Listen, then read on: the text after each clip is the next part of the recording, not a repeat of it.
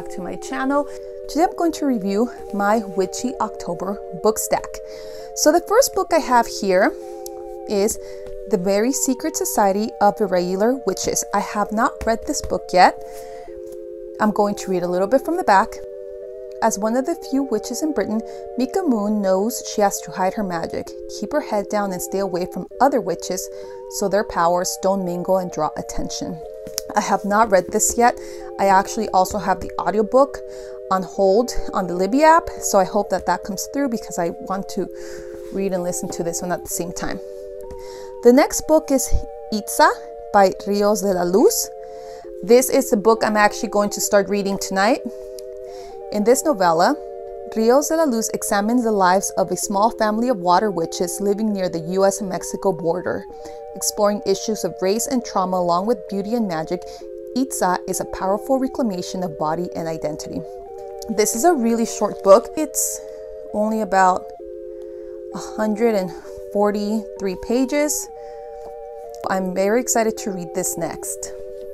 This next book is a book that I need to make sure I read before Halloween or shortly after Halloween. I read The Ex-Hex last year. It was so cute. I loved it. It was so fun to read a Halloween themed book that wasn't spooky. So The Kiss Curse by Erin Sterling. This next book was a recommendation on Bookstagram. This is a series. There are 3 books. Brooklyn Brujas. This first book is called Labyrinth Lost by Zoraida Cordova.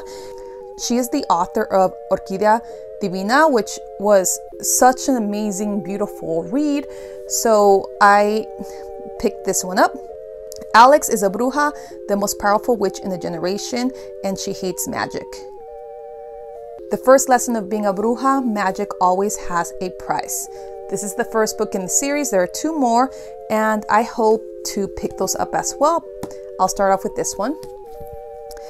The next book is Everyone Knows Your Mother is a Witch, a novel. This is a historical fiction book.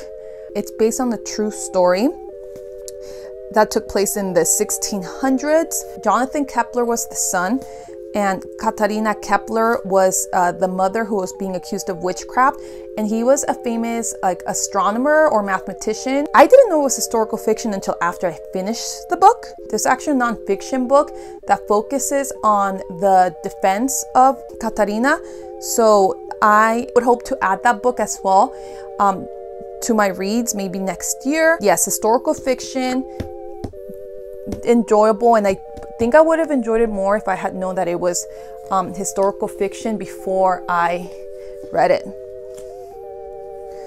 Witchful Thinking.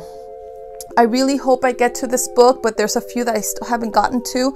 If I do not get to it this year, it's definitely going to be on my shelf for next October. A Match Made in Magic.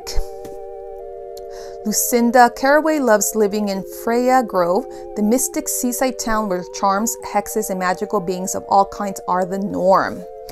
Okay, so Witchful Thinking.